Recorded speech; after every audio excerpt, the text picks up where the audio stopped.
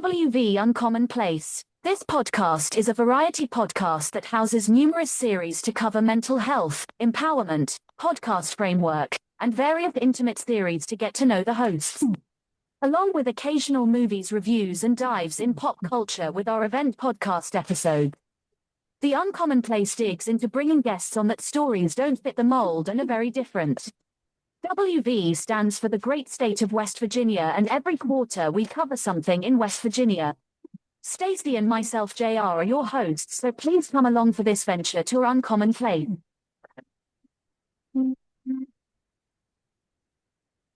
Good morning, good afternoon, good night, and to people that are just listening, thank you for tuning in. Now, there's something that happens in life with people. People decide to take their creative energies and produce something, content. And one thing that I love in my lifetime is being able to be part of one of the greatest animation blocks.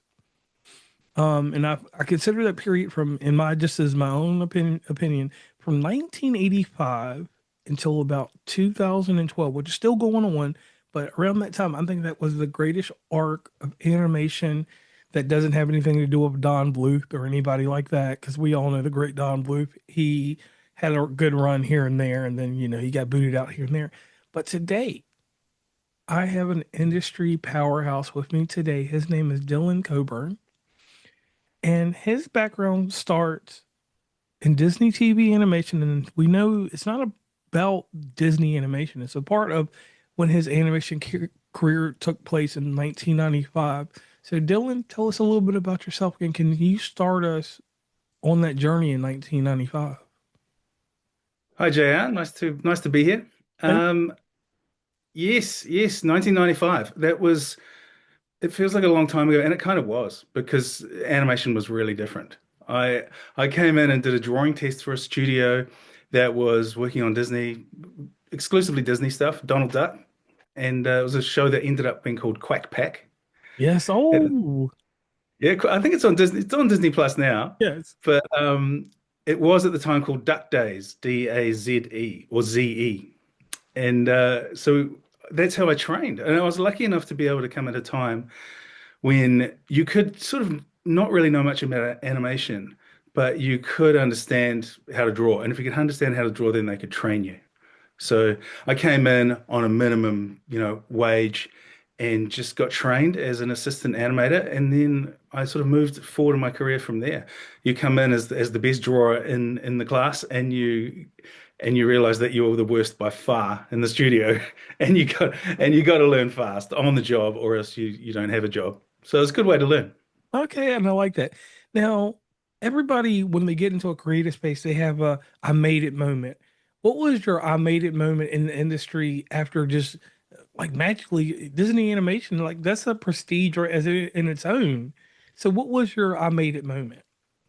Yeah, well, the only moment when I went to the Disney studio was really when you first see your drawings play down in animation. So you do your in-betweens, and you have your stack of drawings, some of which are yours, some of which are the key artists, the people that do the main drawings, and then you watch it and you go, it's amazing. It's so seductive when you see your work play down as timed out by a proper animator, that you're seduced and you're in. So there's that.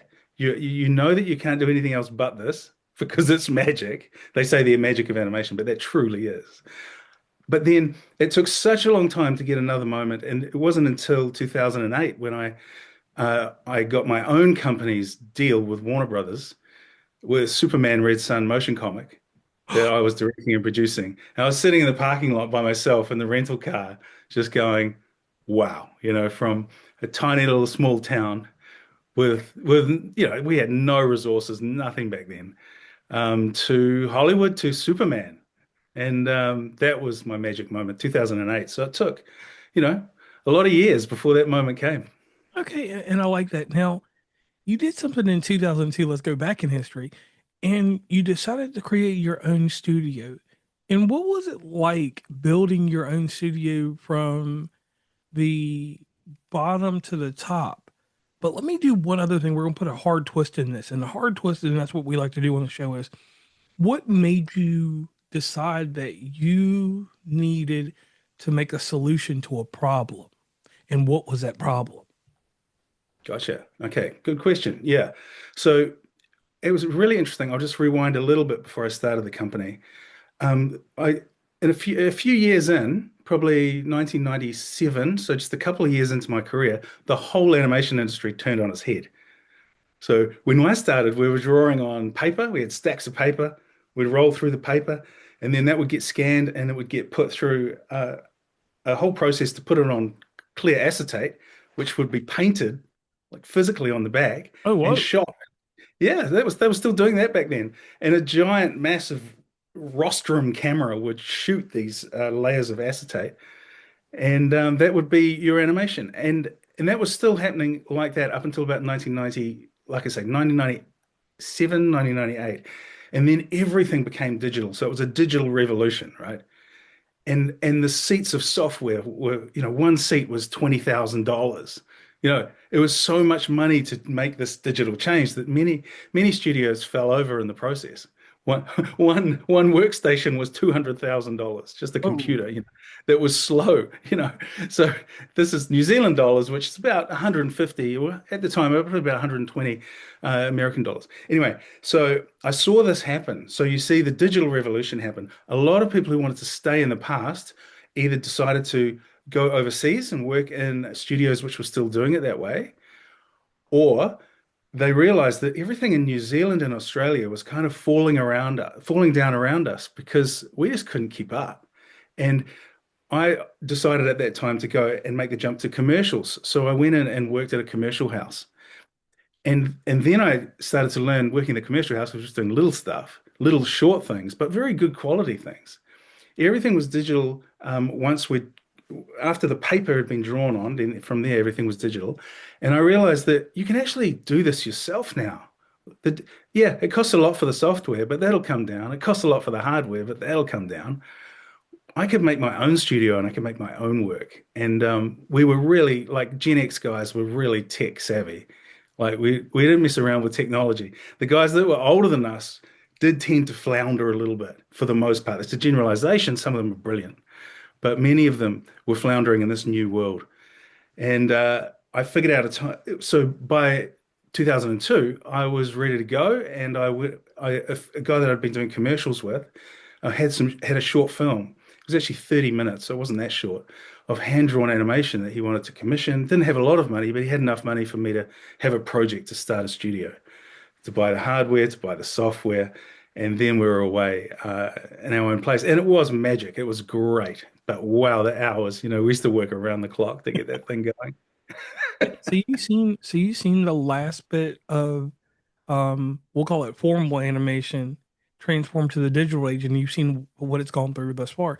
So after seeing this, like, how did storyboarding differ from what you did previously to what the digital age brought in? At that time, nothing at all changed for storyboards. My job at that time was to make animation however I could do it. I was doing every part of the process. My strength and my training was in character animation. I thought I was a good director, but I wasn't. You know, so a director and a storyboard artist goes together very well. They're very much the same thing, really.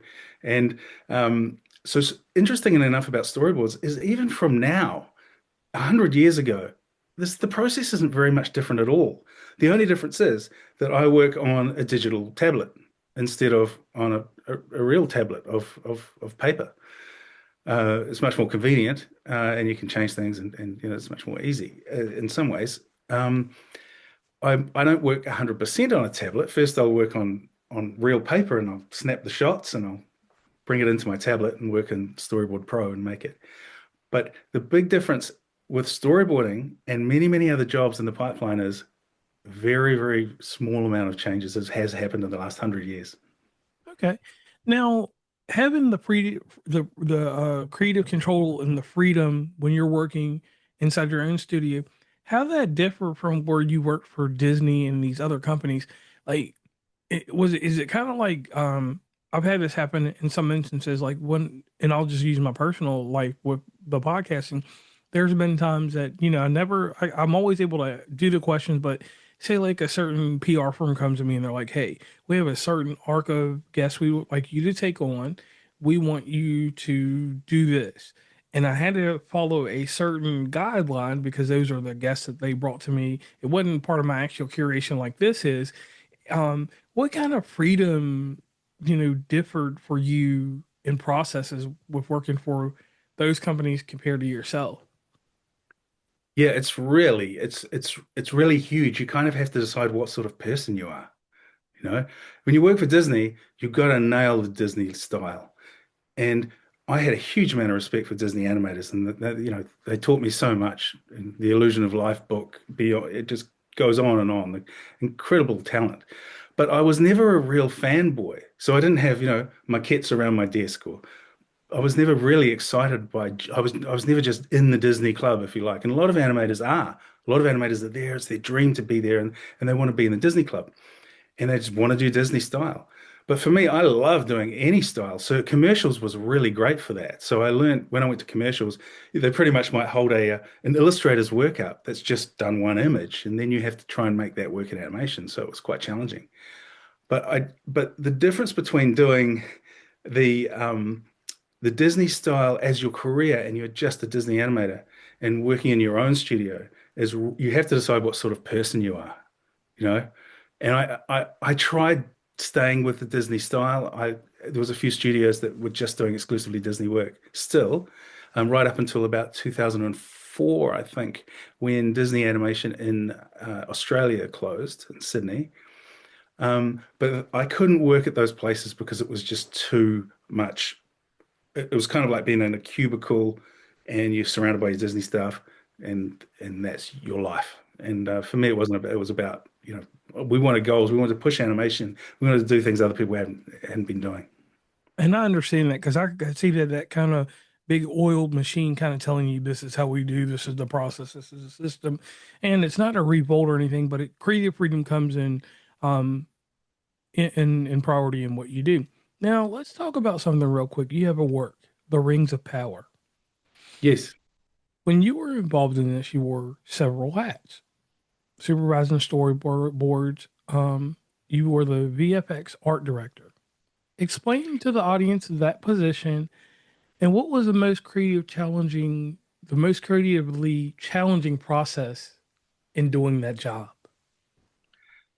Yes, the Rings of Power. So I started as the supervising story artist. So my responsibility was to make sure that the storyboards were done. So we had to hire whoever we had to hire to get them done.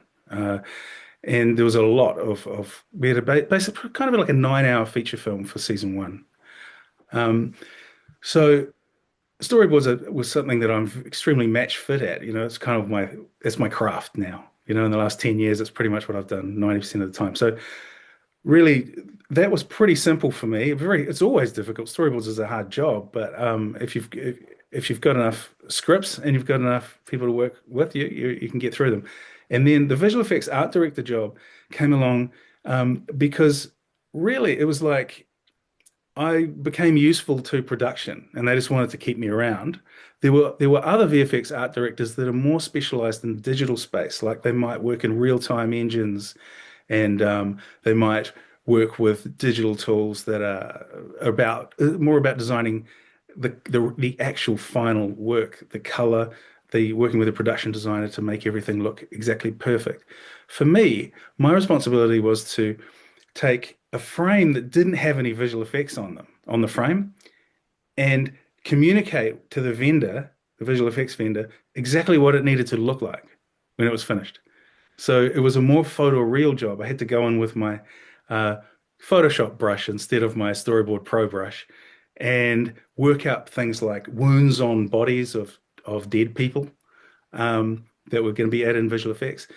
Things like, besides design entire sequences that were currently in the edit, just black frames. you know. So they were elaborate storyboards where I'd have to go, well, work with the VFX supervisor, and if the director was still around, because often the directors weren't there at this point, it was a post-production job.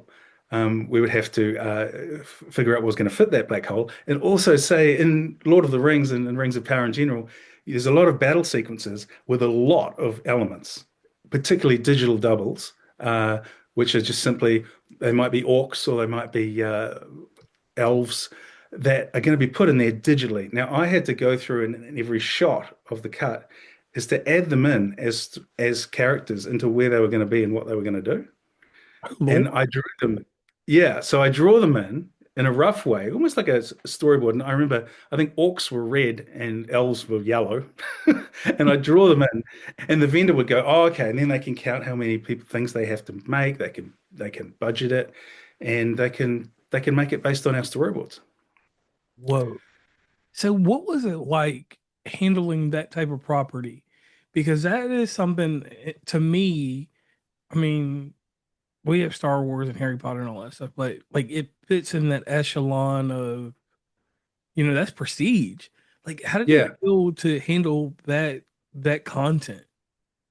it's a big one. They had a lot of security around everything they were doing. On day one, we were told the line, which is essentially that you couldn't disclose a single thing about what you were doing, even among your peers. Sometimes between departments, you had to be very, very secret. So there was a lot of there was a serious dark cloud over the creative process there because you have to whisper around and get your work done. How do I handle it? Well, I'm a bit of a Tolkien nerd, so I, I had a lot to say in meetings, and you just treat it like any other job. You know, I And that mean, was, go ahead. is there anything like Superman? That's serious to me too. That's just as serious as anything. They're all serious. All right now, and yeah, and with that, I like that. We're gonna jump into Superman in a second.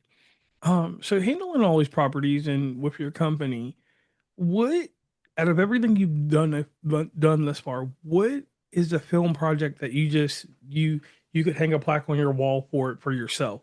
What is the one film or well, yeah, what do you film first? What is the first film that you've worked on that just it's a plaque on your wall every day? I think the biggest film that I think about when I think about storyboards is The Meg, which is the big shark movie. Yes. Yeah, Oh, the that's reason. Meg, yeah. Yeah. The reason I think about it like this is it's really hard to choose one.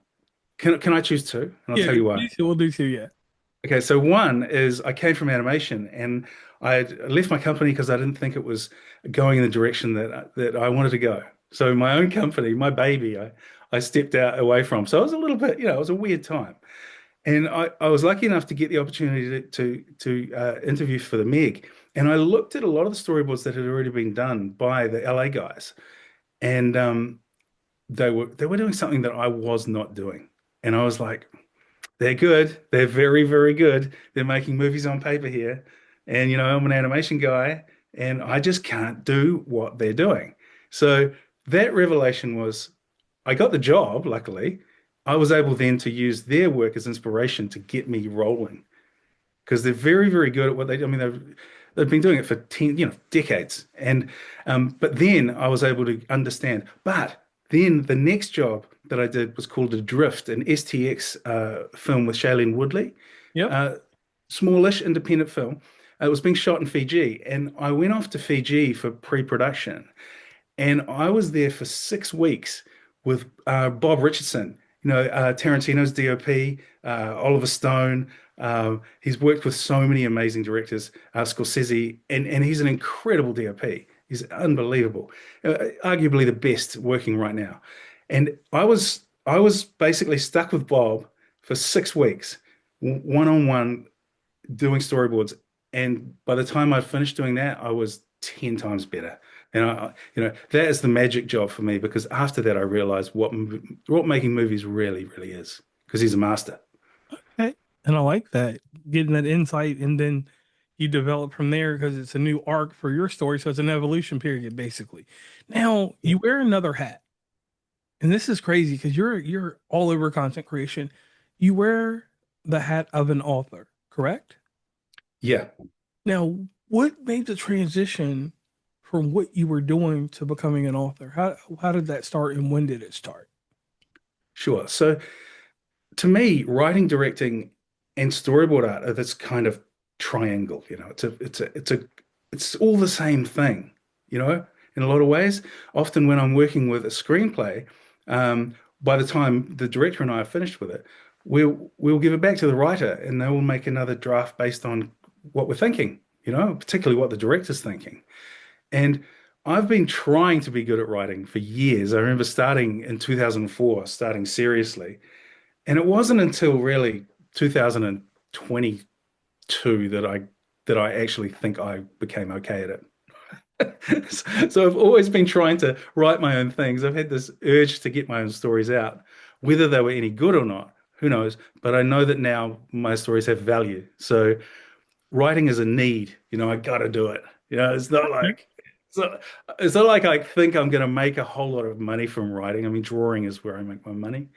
But writing is a need. And I managed to, since when I started writing my latest books in 2022, I started to basically have three on the go all at once, putting them out to people for coverage and notes and things. And I managed to get my three pocket screenplays done. And it's really exciting to have them done. Now, let me ask you this. You also have the title of illustrator. Yeah. And I'm going to do a quick tie-in, and I know we shouldn't plug things like this, but I got to because I'm a professional wrestling fan. Oh, yeah. And I do a professional wrestling podcast with another group of people just as a hobby. And you are tied to some guys real quick. I'm going to see if I still got it in front of me. I do have it. You're tied to a few guys on the cover of this game. Well, it's blurry. AEW. Yeah. Yeah. Started with the Young Bucks. Yeah. You're tied to AEW, or as I like to call it, the Elite. You're All right. tied to Yeah. the Elite.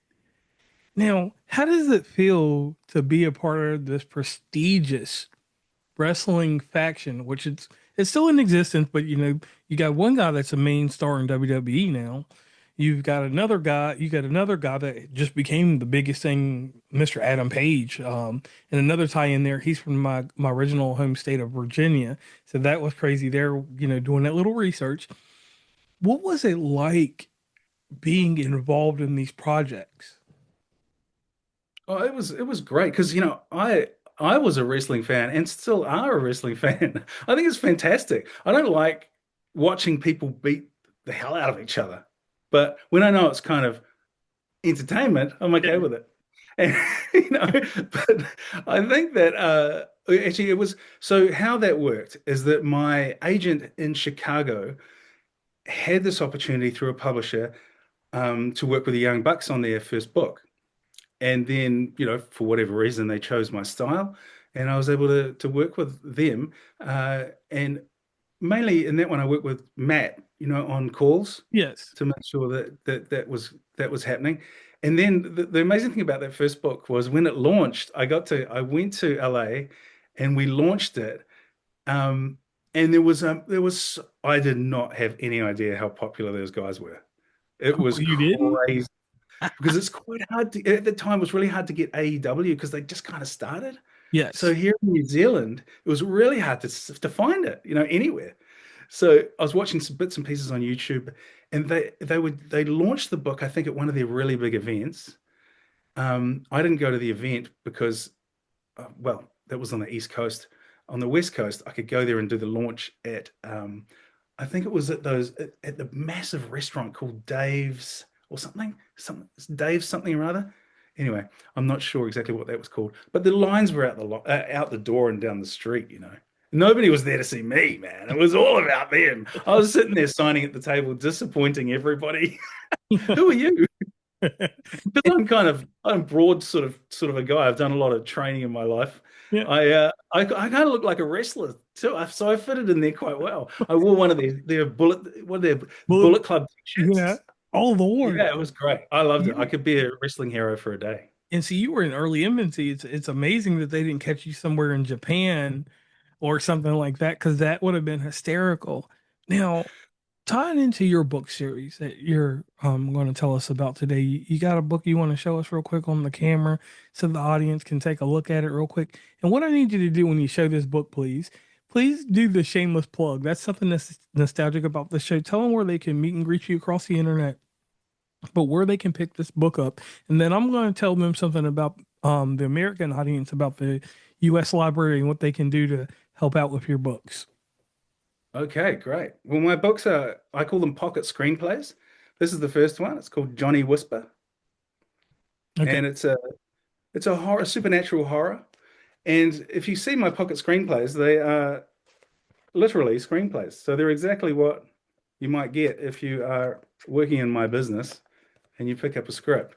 And I've got my three books, Johnny Whisper, Killer Bee, which is an action film, action book, and The Punishing Knight.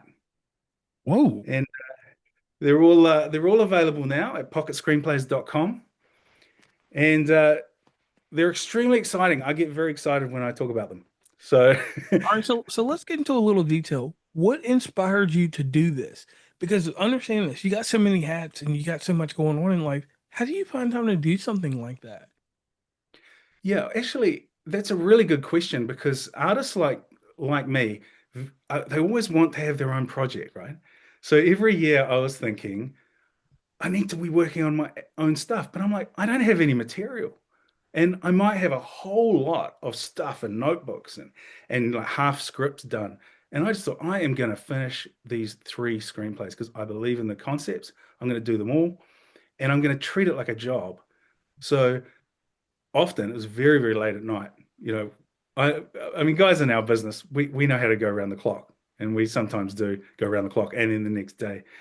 But what I did is I treated it like a real job. And also, what happened was I was quite consistent up to about 2021. And then the work started being up and down, like really extreme work, and then nothing. So in those nothing periods, I just hit it really hard. And the things that got me going were I actually hired a coach stateside, and I set times when she would review the work. So the thought of me paying her and me not getting the work done was not going to happen. I had to get drafts Right. finished. So ROI, return on your investment, no doubt. yeah, so it all became about a stat on the page, and I had to hit those targets, and and that's how I did it. And I had targets with my other coverage people stateside as well, who would give me notes and feedback, and I just got it done. Over 3 years, I got these three books done, and they were always in different drafts. So when one draft was off with somebody looking at it, I was working on the other one. So it's a very dynamic way, and it's great to put your writing down and come back to it, even sometimes 6 months later.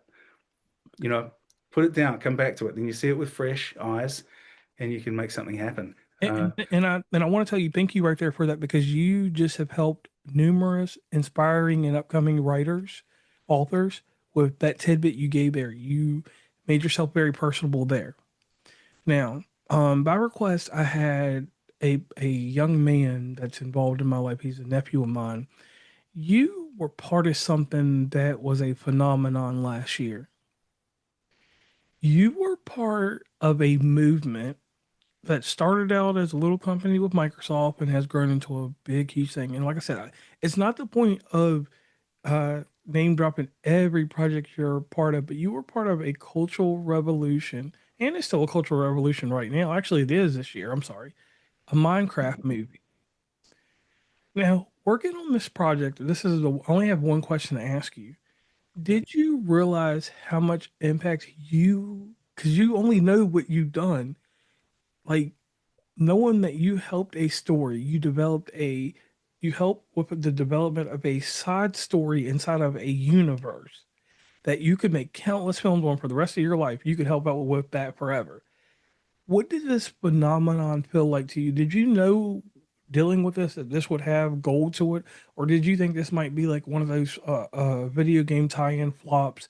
Like, because nobody thought that we'd have this kind of success before the Super Mario movie came out. In all honesty, Yep. what what went through your mind when you got involved with this one project? It was actually very timely because my son had just been through a Minecraft obsession phase. So Okay. I knew a little bit about it. I knew how the kids reacted to certain parts of it. And I knew that it was going to be good because when I met Jared, who's the director, I knew he was going to nail it. I just thought this is going to be like, and when I saw some of the development that Weta had done on the character design. So what was going to be a villager in the Minecraft world in our movie versus what really was a villager. They were really respectful to the actual Minecraft app, you Yeah, know. the source material, yes. And that's one thing Yeah. that me as fans, I'm going to tell you ahead of time, that's why I appreciate that. Now, I'm going to just do some name dropping because you got to understand you're a prestigious person. Zombies 4, Dawn of the Vampires, Megan 2.0. And one thing that you may not want to talk about yet, but you're part of Ballard. Oh yeah, yeah, And the thing that I'm going to give you here with just a little name dropping I've done there, your career is already amazing before you even say anything. Avatar, Percy Jackson. Now, we got to talk about Percy Jackson for just a moment for me yeah, personally. And I'm going to tell you why the connection comes in there for Percy Jackson. I personally never watched any of the movies. yeah, Television series, the way that it was built up, and once again, it does have a revelation. It is tied into another professional wrestler, also. We won't name him, but you know who I'm talking about. yeah. He's tied into that, and I did this connection with those. Now, how do you keep your composure and walk around knowing that you're the guy that holds the seams together for the some of the best creations in a long time? And I'm giving you a serious compliment here because with the drive and the motivation of artificial intelligence, the attention that goes into this detail of what you do, I don't know if it's been, taken away from people like you or not. I mean, I would like an answer to that Yeah. question in just a moment because, in my sense, I watched this one show that I can't mention on air, but I will give everybody details about a show that was fully AI driven. It's a show by Matt Groening. It's about the future and their characters like The Simpsons. And in watching that show, because I don't want to get sued, in watching that show, that was the first show that I had seen because of the strike and everything else that and has actually been recorded in detail. And you probably already know about what the show I'm talking about. If you don't, I'll tell you off the air. That show had was completely driven, 4 episodes of it, 100% AI. Wow. And for them to admit that being that big studio that they are, I was like, whoa. And the quality of these episodes, when we go off the air, I will tell you the episodes to look out for because you're like, I want to see this now because of what you do. I was wondering, do you and AI get along, or is AI kind of like, it's not going to ever replace you, but it's trying its hardest to? Yeah, good question. So it's a big topic right now, of course. For me, AI feels just like a challenge. You just got to be so much better than it. You can't you can't let and if your stuff's dull and boring because you just, like AI does, scraping other ideas for your inspiration.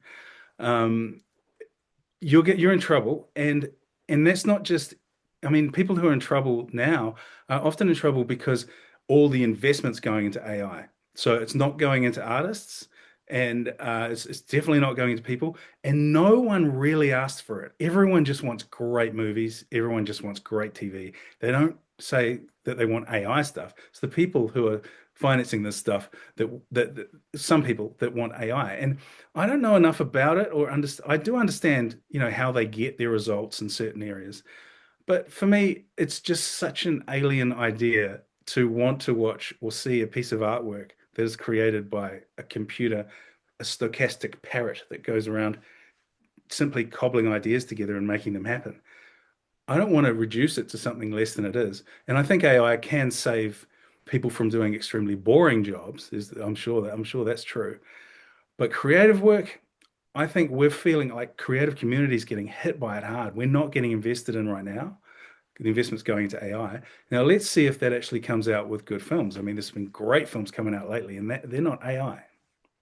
Correct.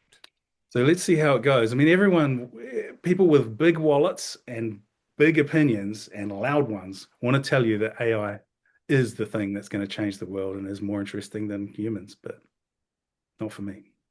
All right, and I appreciate that because that is something that has been a questionable thing. And like I said, off the air, I'm going to tell you a little bit after we get off of this about this whole situation. Because obviously, I'll deep dive into the film industry and things like that.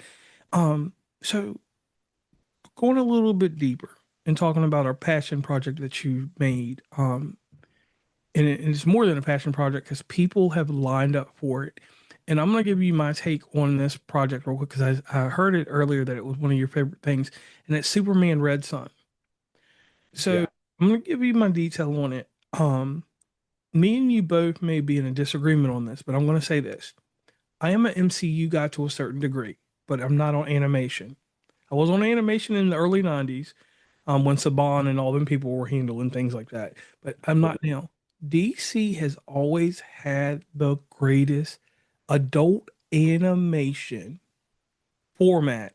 I wish it would translate, and I don't want you to, I don't want you to answer this. I'm just saying this as an opinion because I don't want it to hurt your career. I Got it. always, it always bothered me that the success that they have in your realm with this film and everything else that goes along with it, why that could never translate over into their movies. Right.